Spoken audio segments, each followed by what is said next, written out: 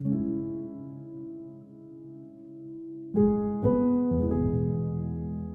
Otto gone? Boo!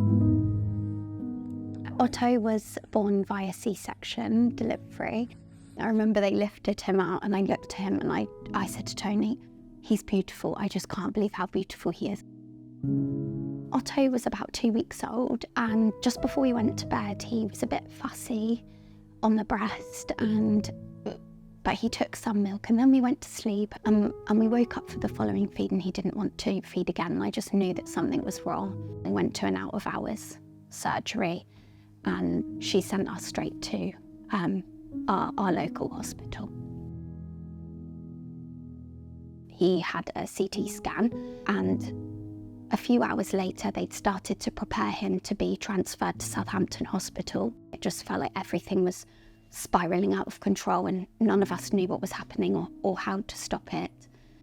We were then taken into a room by the consultant, and he said to us that Otto's brain scan was abnormal, and he said to us that one possible cause of this brain damage was a non-accidental injury, and that we would be referred to social services and the police. I remember it felt like this black cloud came around me and my brain just started spinning. I just felt completely confused, shocked, and dragged into this other world. Otto was in a coma, he had wires all over him, he was taken to intensive care, and we weren't allowed to go with him at that point. We had to go and meet the police and social services and undergo an interview and explain everything that had happened up until that point, day by day, and basically beg them to believe the truth that we hadn't caused this for our baby. And I just remember thinking at that point, I'm going to go to prison. My baby's going to be left without his parents for something we haven't done. And then I started to question and re-question absolutely everything. Otto recovered really, really well in hospital, and then 4 weeks later he was discharged. Honestly felt like the most amazing day. 3 weeks after he'd been discharged, we were invited to a meeting with his fantastic neurologist and his geneticist. And we were given Otto's diagnosis, which was mitochondrial disease caused by a mutation in the Lias gene that both myself and my partner Otto's dad carry. I can't deny it was a huge relief. I remember thinking, at least we get to keep our baby now. No one's going to take him away from us. At least I get to be the one that gets to care for him. On the 19th of January 2023, Otto's feeding went downhill again. We took him in because it started to dip a bit more. And again, he stabilised when he got there. The team were fantastic. Because we had a diagnosis, they knew what they were dealing with. Unfortunately, this was the deterioration of Otto's condition, and that was nothing they could do, and that he was approaching the end of his life, which had come on much faster than we could ever have imagined. But it meant we could get our parents in to say goodbye. We made the room as peaceful as we could for him. We got him christened in hospital, which was really, really important to us. Yeah, we tried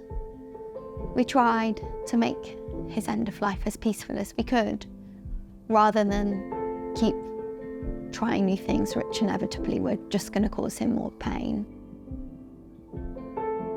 Otto passed away in our arms on the 24th of January last year, with us giving him lots of hugs and kisses.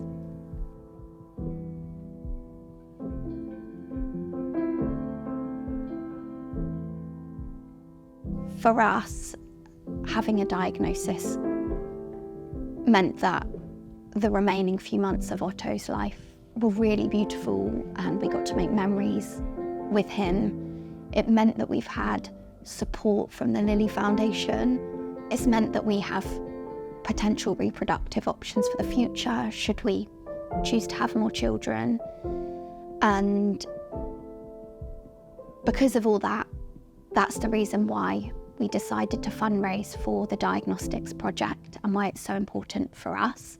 So with the help of our amazing friends and family who have all rallied together, we've raised £113,000 to fund diagnostics and hopefully increase the number of people that are diagnosed with mitochondrial disease. And hopefully that's a bit more of Otto's legacy, creating some good in this world.